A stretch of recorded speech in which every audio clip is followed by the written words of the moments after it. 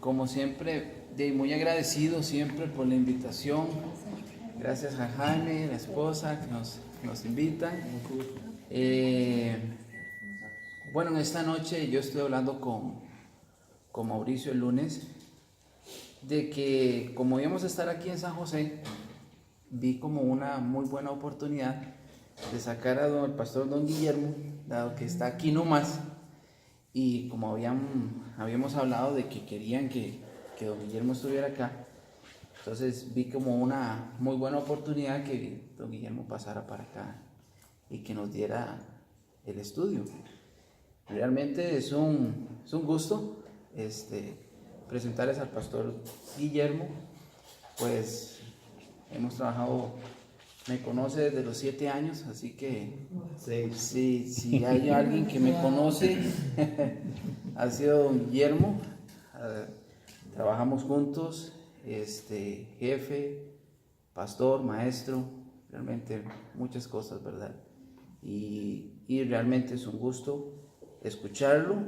Y bueno, es el autor del libro, así que si hay preguntas del libro, hay que aprovechar, mis hermanos, está aquí el autor del libro, ¿no? Pero realmente hoy la clase la va a dar don Guillermo, entonces realmente el espacio es para el pastor, y como siempre lo hacemos, hermanos, siéntense igual con la misma libertad de hacer preguntas, y aquí estamos. Bueno, ya conocen a Edwin, ya venía con ustedes, entonces también un gusto que Edwin nos acompañe por segunda vez aquí en el estudio. Entonces empezamos con oración. Entonces ya saben lo que siempre les digo, ¿verdad, hermanos? Recuerden, el estudio de la palabra tenemos que ponerlo para que el Espíritu Santo realmente nos guíe, nos ilumine en el estudio de la palabra. Tomo muy en serio, hermanos, la oración al comienzo, para que Dios prepare nuestros corazones al estudio de su palabra. Entonces vamos a ponernos en oración, y después voy a darle el espacio al pastor Guillermo para que él guíe la lección. Espero que todos hayan leído la lección 5. Salvación. Está bueno, está bien. Bien, vamos a orar. Padre de los cielos, te damos a ti toda la honra, toda la gloria, Padre, porque sabemos, oh Dios, de que tú eres nuestro Redentor, nuestro Salvador. Y te damos gracias, Padre, por siempre la oportunidad de abrir las Escrituras y de siempre aprender a través de ella, Padre. Permite, oh Dios, a cada uno de nosotros que estamos aquí, que tu Espíritu Santo nos guíe, nos ilumine, nos ayude a entender, Padre Santo, lo que tu Escritura tiene para cada uno de nosotros.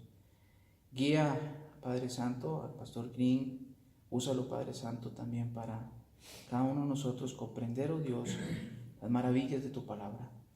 Y que estas palabras, Padre Santo, sean una guía, un confort, un consuelo, especialmente, Padre Santo, en esta lección, de reconocer, Padre Santo, que hay salvación para nuestras vidas. Y te pedimos, oh Padre Santo, que tú nos confirmes todas estas verdades en nuestros corazones. Y no solamente en nuestro corazón, nuestra mente, sino, Padre Santo, en una fe viva que practica y pone en práctica, Padre Santo, estas verdades en nuestras vidas, oh Dios. Gracias, oh Padre, por la oportunidad y el privilegio, Padre, de abrir la Escritura, y guíanos en la noche. En tu nombre oramos, en nombre de Cristo Jesús. Amén. Amén. Ay, qué pena. Desconectámoslo de ahí si quieres, pero con todo. Con pelo. Sí, sí. Bien, hermanos, entonces, don Guillermo. Bueno, es un honor acompañarlos. Muchas gracias por la invitación. Gracias, Lester. Es un placer acompañar a Lester, no en situaciones de trabajo. Nos vemos todo el día en la imprenta, pero gracias a Dios por esta oportunidad.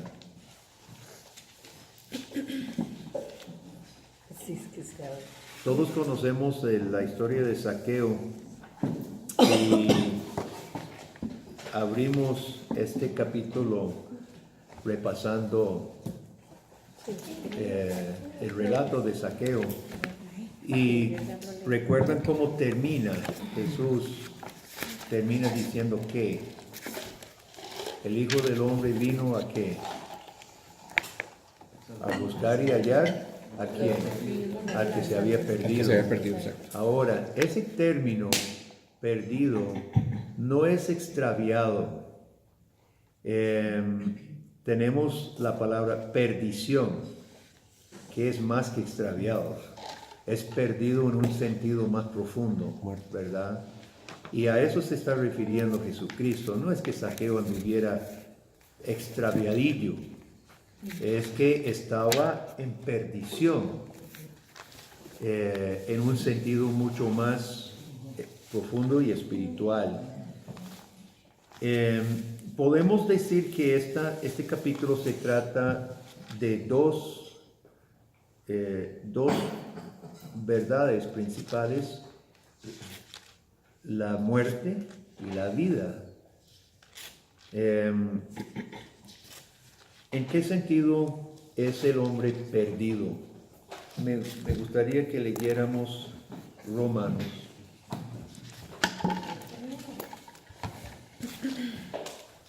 Capítulo 3. Y siempre digo que estos versículos son la radiografía de Dios. A mí me gusta enseñar con pizarra, así que... Sí, sí. Yo también, Guillermo, no crea, pero no traje la pizarra.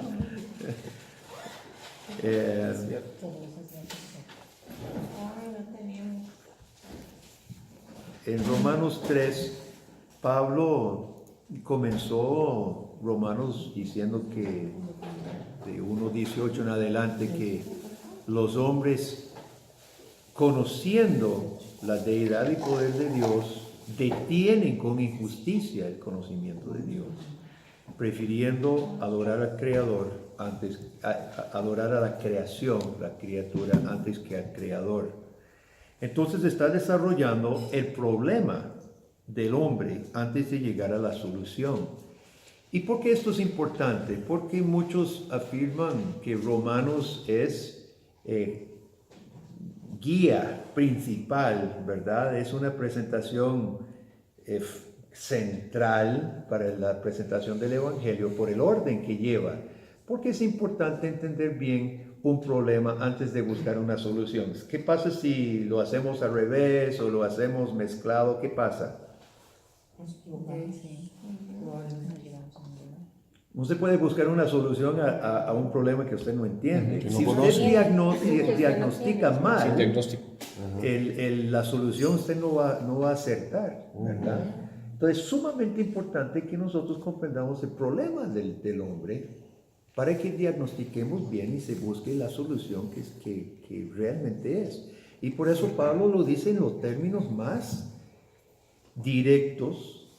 Y yo siempre digo, eso es la radiografía de Dios, ¿verdad?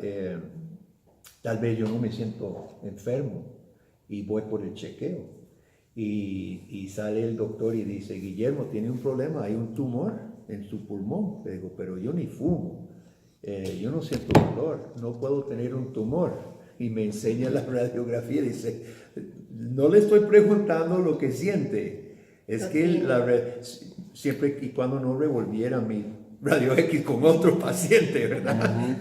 Si es mío, la máquina no puede mentir. El rayo X dice que ahí hay una mancha y hay que ver. Pues esa es la radiografía de Dios. Leamos del 3:10 en adelante. Y Pablo está citando el Antiguo Testamento. Esto no es revelación nueva. Dios ya había dicho esto, ¿verdad? En Salmos, en Isaías: ya no hay justo ni aun uno, no hay quien entienda, no hay quien busque a Dios. Todos se desviaron, a una se hicieron inútiles. No hay quien entienda, no hay quien haga lo bueno, no hay siquiera uno. Sepulcro, vea que va de mal en peor. sepulcro abierto su garganta. Eso es lo que Dios piensa de nuestro aliento. Con su lengua engañan. Veneno de áspides hay debajo de sus labios. Su boca está llena de maldición y amargura. Sus pies se apresuran para derramar sangre. Quebranto de desventura hay en su camino, no conocen camino de paz.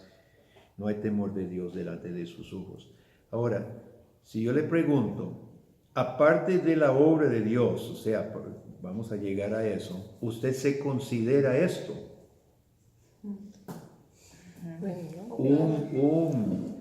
Un tonto, porque no hay quien entienda. Un impío, porque no hay quien busque a Dios. Un inútil, ahí Pablo lo dice. Un homicida. Jesús ya había dicho, si odiamos, ¿verdad? En el corazón cometimos homicidio. Palabras que no agradan al Señor, más bien detestan lo que decimos. Nosotros, por lo general, las personas no pensamos.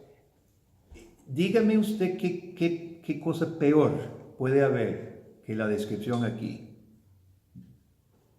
¿Qué persona que más mala todavía de lo que se describe aquí? ¿Un asesino? Aquí está. Ah, sí, perdón. Aquí mata. Cierto. Lo peor es que nos escribe a todos. Claro. Esta es la descripción del peor ser humano, pero del peor no hay peor que lo que se escribe aquí. Afrenta a Dios, no agrada a Dios, no busca a Dios, solo hace lo que le da la gana, y todo lo que le da la gana es malo, ¿verdad? A los ojos de Dios. Entonces aquí Pablo está describiendo en los términos más fuertes y más drásticos de que Dios ve al hombre así, porque dice, ni una persona, ¿verdad? O sea, somos todos aquí. Todos estamos metidos a él, en ese saco. Ahora, ¿por qué esto es importante cuando estamos hablando del problema espiritual? ¿Qué enseñan las iglesias, muchas iglesias hoy? ¿Qué por eso? Porque cuando dice aquí inútil, y estamos hablando de perdición, quiere decir que en Adán y Eva, cuando la raza humana se consumó en su rebeldía y se perdió, ¿verdad? Pablo aquí, la Biblia está afirmando, somos inútiles. De ahí en adelante, ¿inútiles para qué? ¿Inútiles para qué? Para cambiar Para a Dios. obedecer a Dios. Para buscar a Dios siquiera. Vea, no hay quien busque a Dios. Aún se hicieron inútiles. ¿Qué enseñan muchas iglesias hoy acerca del hombre y su capacidad de buscar a Dios? O de componer su propia vida, inclusive. Y agradar a Dios y hacer cosas buenas. ¿Qué enseñan? Bueno, Que eres quien me busca. de donde venimos nosotros nos enseñan que nosotros con nuestra palabra de humano, Cambia las cosas. declarando en el nombre de Jesús, tenemos acceso a Dios y hacer de Dios lo que queramos, porque declarando podemos Sí, cambiar entonces, nuestra vida, podemos cambiar nuestras finanzas, podemos cambiar... Tenemos el potencial. Tenemos nosotros. el potencial, o sea, es responsabilidad de nosotros. ¿Y qué dice la Ser sus Biblia? hijos Que herederos no. y Que no. coherederos Todo lo en contrario. Cristo, entonces Que no. estamos sentados en lugares celestiales. Ahora, si la iglesia está equivocada, muchas iglesias, ¿verdad? Están equivocadas en algo tan básico, ¿en qué más están equivocadas? En todo.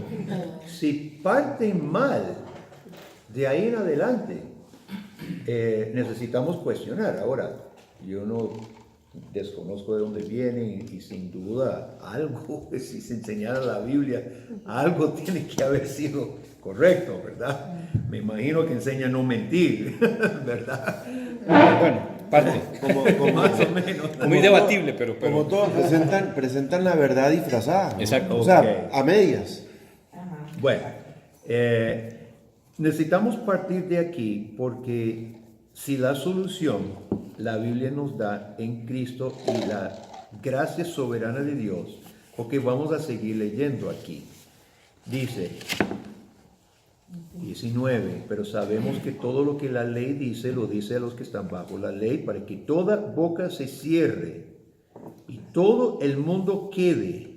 ¿Bajo qué? El juicio de Dios.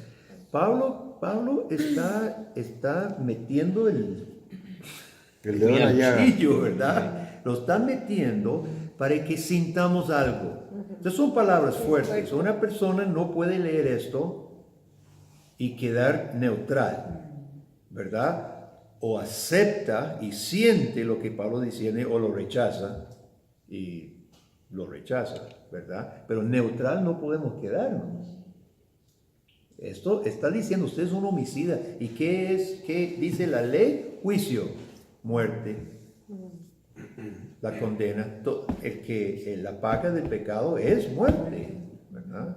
Entonces Pablo deja claro aquí las consecuencias de haber violado la voluntad de Dios es quedar bajo juicio, ya que por las obras de la ley ningún ser humano será justificado delante de él, porque por medio de la ley es el conocimiento no solo del pecado, sino de la condena, la paga del pecado. Ahora, pero, usted sabe que Pablo tiene uno de los mejores peros en la Biblia. En Efesios 2 hay otro pero fantástico, ¿verdad? Muertos en delitos y pecados. Pero Dios, que es rico en misericordia, con su gran amor, con que nos amó, ese es un pero imprescindible. Aquí hay otro pero muy importante. Pero, ahora, aparte de la ley, ¿qué representa la ley? Nuestro esfuerzo. Si por la ley pudiéramos salvarnos, Dios simplemente hubiera dado la ley. Si tuviéramos potencial, ¿para qué vino Jesucristo? Si yo puedo declarar las cosas y se hacen, ¿para qué vino Jesucristo? ¿Y para qué el Evangelio y la gracia de Dios?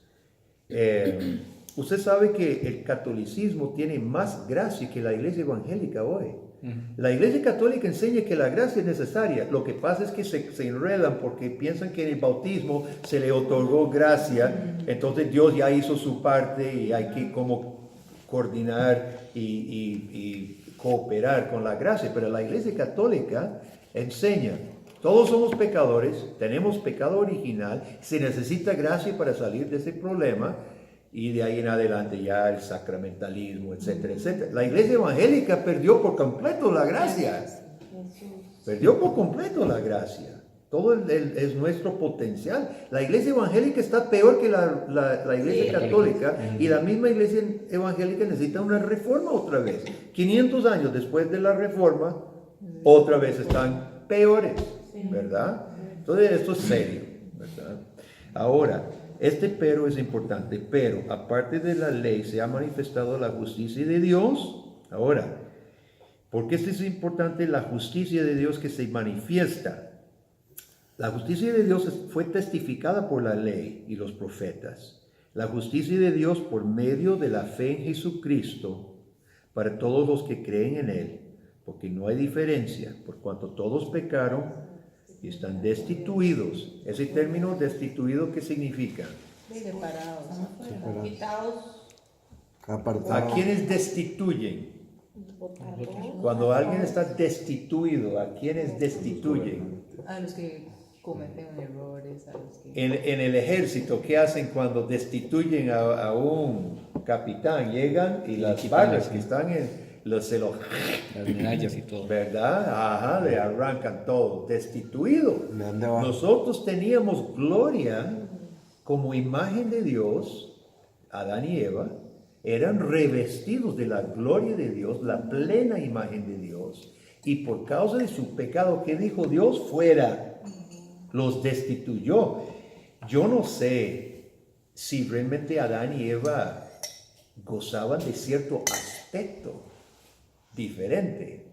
A veces me pongo un poco, no sé, imaginativo, ¿verdad?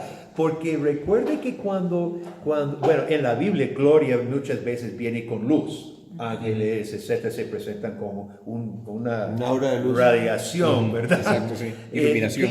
Cuando Adán y Eva comen, quedan espantados. y se ven desnudos, posiblemente gozaban, y yo no sé, esto es extra bíblico, no me citen, no me vaya a acusar de hereje. Pero algo pasó, que estaban desnudos antes, pero no sé si era solamente que ahora eran pecadores o si perdieron algún aspecto de gloria con que estaban revestidos, porque aquí dice, fueron destituidos de la gloria de Dios.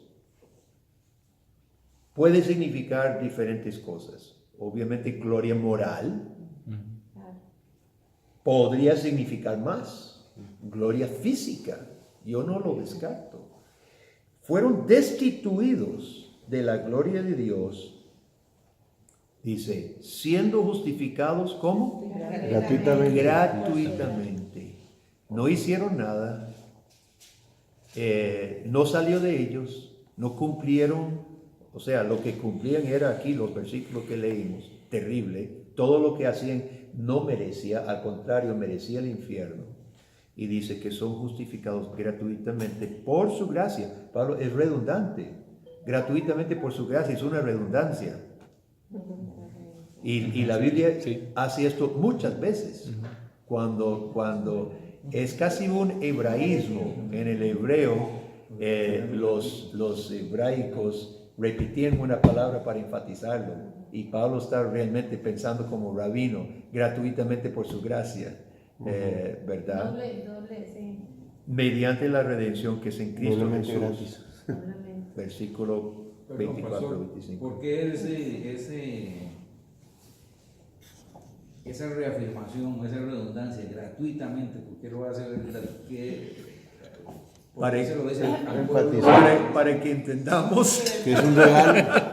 Para aquello que nos quede duda. Para que no quede duda, Se está Pablo enfatizando. está enfatizando, está machacando. Esto es por gracia. Acaba de decir, están bajo condenación, ha hecho todo lo al revés. No lo que merecen es juicio, todos bajo juicio. Ahora, si va a haber salvación, es gratuitamente por su gracia y en Cristo, a quien Él puso como propiciación. Ahora, este término propiciación, no hay que pactar, entonces. ya ese pacto Jesús lo hizo. Ya ese pacto Jesús lo hizo. Y nos incorpora en el pacto que Él hizo con su Padre, cuando se pusieron de acuerdo. Pero una pregunta, pastor, por ejemplo, acá al principio que Pablo habla sobre la ley, por ejemplo, en Romanos 3, aquí se cae literalmente toda la doctrina de los judaizantes modernos y los mismos adventistas. Claro. Porque ellos todavía juran que están bajo la ley del sábado y santifican más el sábado que otra cosa. Los famosos mesiánicos. Los mesiánicos, judaizantes, ¿verdad? Son Que es ahora judaizantes, no que son es cristianos. es una tendencia que está creciendo muchísimo. Claro, en el seno del pentecostalismo inestable y no confesional. Es correcto. Está creciendo porque el pentecostalismo ha creado la sed de lo novedoso, y cuando se aburren con su forma de hacer cosas, cualquier cosa novedosa como cantar hebreo y bailes hebreas que nadie sabe cómo David danzaba, porque no tenemos video, les llama la atención. Y el pentecostalismo no confesional es vulnerable totalmente a cualquier cosa novedosa, inclusive lo herético, que ya se ha visto, ¿verdad? El viejo pentecostalismo cuadrangular por lo menos era cristiano. Jesús sana, salva, bautiza con fuego y viene pronto. ¿Qué es lo malo de eso? El viejo pentecostalismo cuadrangular era cristiano. De ahí empezaron las unciones, los apóstoles, los profetas, los Cash Luna, que dice, todos tienen fe como tienen un hígado, a pesar de que la Biblia afirma lo contrario. El problema es que no tienen fe, ¿verdad? Y Cash Luna diría simplemente es asunto de activar tu fe declarando, ¿verdad? Yo le escuché decir eso en un sermón de 1 hora sin mencionar a Jesucristo ni una sola vez, porque no es predicador de Cristo, y si lo mencionan es un talismán, nada más, un amuleto, ¿verdad? Y entonces el pentecostalismo se volvió el neopentecostalismo. Y ahora los mesiánicos entran, otras cosas también, ¿verdad? Susceptibles. ¿Por qué dice usted que la Iglesia Católica hace mención más a la gracia que la misma Iglesia Evangélica? Vaya a una misa y vaya a un culto. Pero no, pero es que yo, digamos, yo en una misa católica siento que se hace bueno, por lo menos son más solemnes, ¿verdad? Son menos No, desordenados. leen la ley y mencionan y confiesan el pecado y piden perdón. ¿Cuándo se hace eso en los cultos evangélicos? No hay una confesión de pecado. Ok, Sí, bajo esa perspectiva que le está poniendo el George, la agarré. sí, pero es que a mí me perdió porque para mí el concepto de gracia es el don inmerecido, el regalo inmerecido, y la Iglesia Católica hace mucho énfasis en las obras. Claro. No en la gracia. Sí. Entonces por eso fue que me perdí ahí un poco cuando Sí, usted está. dijo de que la iglesia... Corrompieron el evangelio Exacto. a decir que cooperamos con Cooperamos, la gracia, pero exactamente. afirman la gracia. Somos corresponsables. Eso es lo que dice el catolicismo. Pero la misa, el acto de la comunión es gracia pura. Y mientras no se oponga, usted recibió gracia, la comunión. Sí, porque si uno se pone a pensar en lo que dice el Padre cuando levanta la hostia, Ajá. es cierto, Él está hablando de perdón Ofrecer y el cuerpo de ofrecer, Cristo. exacto, está hablando Y empieza de así, gracia confesando específicamente. los pecados. Sí. En la iglesia evangélica lo perdió todo. Nosotros en nuestros cultos empezamos el culto, un llamado de Dios y luego la confesión de pecado. Hacemos confesión, leemos la ley y nos humillamos ante el Señor, porque seguimos siendo pecadores, a pesar de que seamos redimidos, seguimos siendo pecadores. Y el que confiesa sus pecados, Dios es fiel y justo para perdonar sus pecados y limpiarlos, ¿verdad? Es necesario confesar. El que dice que no tiene pecado le hace mentiroso a Dios. Ahora, la confesión, bajo el punto de vista de ustedes, ¿es similar al catolicismo o es la misma confesión, el mismo acto de que yo en intimidad le confieso al Señor mi pecado? Mira, la iglesia ha perdido, no es lo mismo que la iglesia católica, pero no está lejos tampoco, porque la iglesia cree en la penitencia. Lutero enfatizó la penitencia. La iglesia protestante histórica ha sabido que el pueblo de Dios necesita humillarse ante Dios. Un gran problema de la iglesia evangélica hoy es que no tiene sentido de pecado, porque se cree con el potencial de hacer todo él, Cambiar todo. la persona. No hay sentido de que somos... Vea, usted y yo en este momento y para toda la eternidad mereceremos el infierno. Usted y yo aquí donde estamos, por más creyentes que seamos, merecemos el infierno. Y en el cielo mereceremos el infierno. Eso es lo que merecemos. Ahora, es necesario vivir consciente de lo que yo merezco y esto es lo que está haciendo Pablo. Está llevándonos a Jesucristo, porque al vernos a nosotros por el espejo de la ley, debemos ver lo cual somos. Todo esto aquí, horrible. Hasta mi boca, mis pies, mis manos, todos, fatal. Yo necesito, para poder apreciar a Cristo, y no hemos llegado al segundo punto del capítulo, ¿verdad? Pero para poder apreciar a Cristo necesitamos entender el problema. El problema soy yo. Y es grave. Bueno, hay dos problemas, yo y Dios. Dios es el problema más grande, porque Dios es santo y justo. Y me va a echar al infierno, aparte de ser justificado en su Hijo. Entonces, por eso es sumamente importante entender el pecado, humillarme ante el Señor siempre, y la confesión es parte esencial de la vida cristiana, ¿verdad? Entonces, nosotros públicamente en la iglesia, pues hacemos con una oración silenciosa.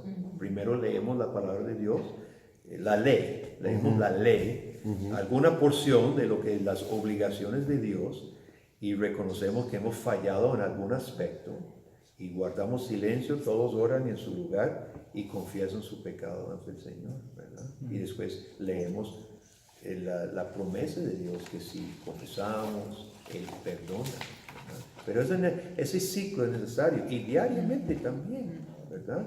Es como en un matrimonio. Si yo nunca reconozco que yo fallo, ¿qué clase de matrimonio voy a tener yo? ¿verdad? Si yo siempre tengo la razón y punto, y cállese, imagínense. Ven todos ahí, la pedrada, tiraron los callos duros, pastor. Ese tema, no nos metamos en ese tema porque hay problemas. Ahora, eso es un matrimonio de dos iguales. Ahora, con Dios y siendo nosotros lo que somos, Debería ser. mucho más. Mucho más. Necesitamos vivir de confesión. Entonces, este capítulo Solo yo soy el bupón. comienza con el problema. El problema es serio, el problema es grave, el problema es profundo. Como ¿verdad? lidiar con el problema. Y el problema sigue siendo el mismo problema toda nuestra vida y sería problema eterno, si no fuera por versículo, ¿dónde está? Versículo 24, que Dios gratuitamente por su gracia, mediante la redención que es en Cristo por su fe, no actuara.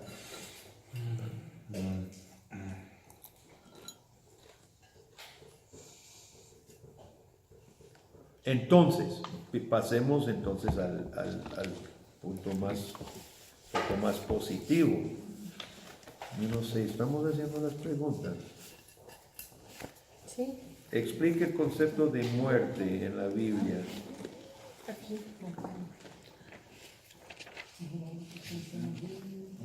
Ya, aquí quedó explicado. El número institución 2. de la gracia. El número 2. ¿Qué pusieron para el número 2? En la página 64. Pues ahora tiene que ver con lo que se puso. Yo puse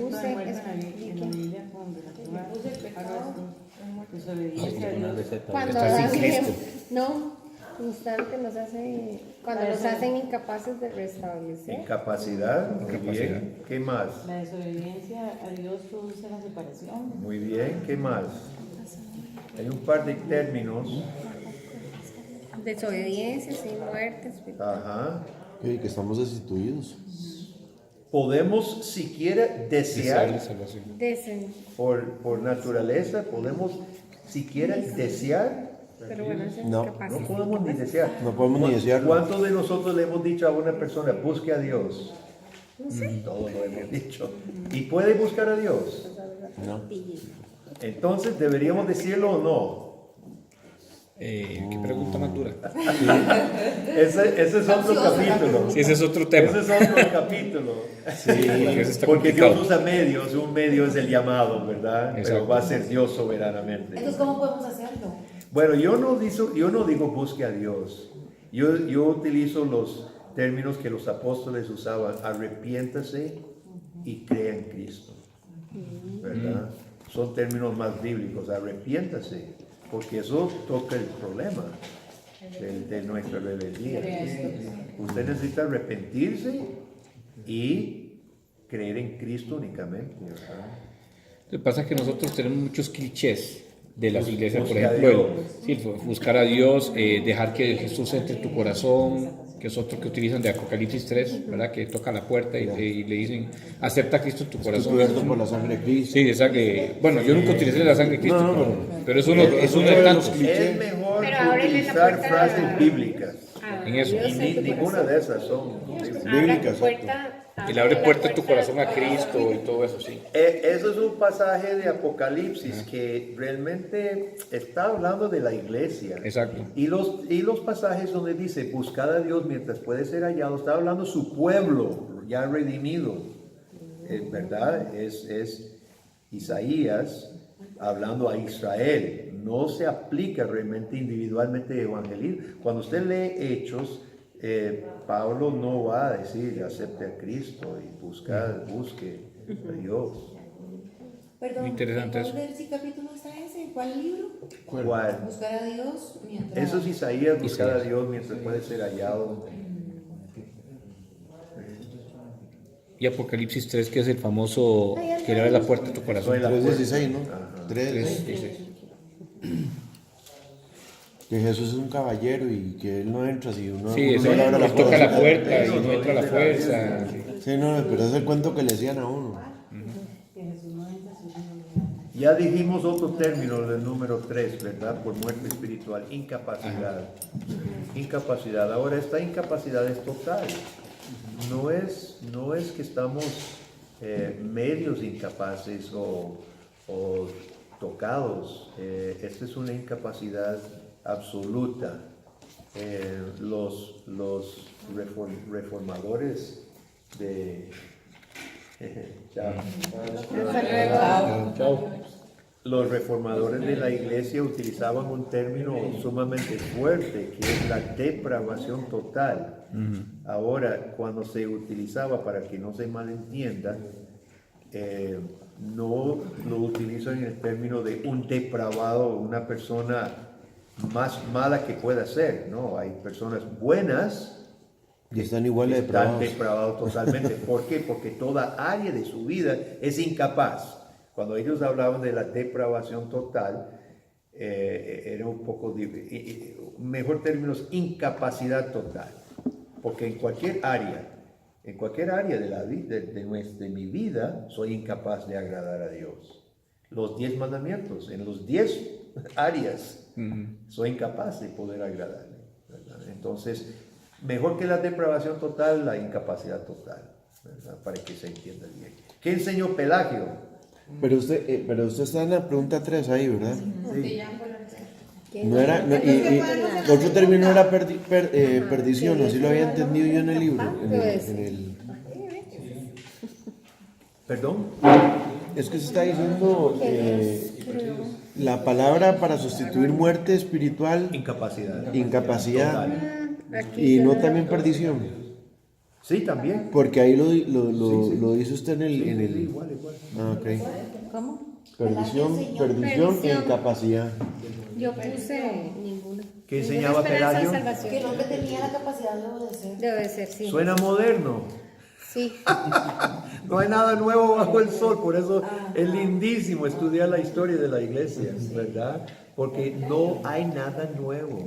Las unciones de hoy ya se enseñaron. Charles Finney, en los 1800, tenía la banca de los angustiados y aullaban como perros y hacían manifestaciones, ¿verdad? Para provocarlos a que creyeran y que cambiaran. No hay nada nuevo. Pelagio en el año 380 ya enseñaba cómo es eso, que el pináculo de la creación de Dios no tuviera el potencial de obedecer a Dios, y tenía un mensaje muy positivista. Agustín enseña que somos depravados totales. Dice, ¿cómo va a ser el hombre hecho a la imagen de Dios? Pecamos porque imitamos lo malo, pero podemos agradar al Señor. Oiga, su mensaje casi conquista el imperio. Y fue Atanasio fue con Arrio, fue San Agustín y otro que ahorita no me acuerdo, que combatieron duro contra Pelagio y gracias a Dios ganaron y denunciaron a Pelagio. Pero esta parte que me parece increíble es ver que, digamos, eso fue en el año 380, 400, aproximadamente 400 402 después en de el Concilio de Cristo. Cartagena. Y es lo mismo que estamos viviendo De ahorita. Cartago. O sea, no ha cambiado. La Iglesia Católica ganó la batalla, pero de ahí comenzaron otra vez a caer en el semipelagianismo. Siempre afirmaron pecado original, pecado, nacido en pecado, necesidad de gracia. Pero después dice, pero cooperamos. Ajá. Que el hombre puede apoyar, ayudar para la salvación. Ahora, eso terminó en el tiempo de la reforma de Lutero, en que ya el hombre tenía que hacer un montón, comprar reliquias, viajar a Roma, hacer sus propias Indulgencia, comprar indulgencias. Entonces se decayó terriblemente, pero los mismos católicos sabían que eso no era la ortodoxia. Y en Trento, en el Concilio de Trento, corrigieron muchas de estas cosas, pero ya afirmaron confesionalmente que el hombre coopera con la gracia. O sea, se entrincheraron en un semipelagianismo. Prioridad de gracia, pero colaboración del hombre. Los reformados habían vuelto a la Biblia y decir, no, nada de colaboración, es Dios 100% su gracia, ¿verdad? Después podemos hablar de la responsabilidad del hombre, porque no somos robots tampoco, ¿verdad? Pero la gracia soberana de Dios es prioritaria y es toda.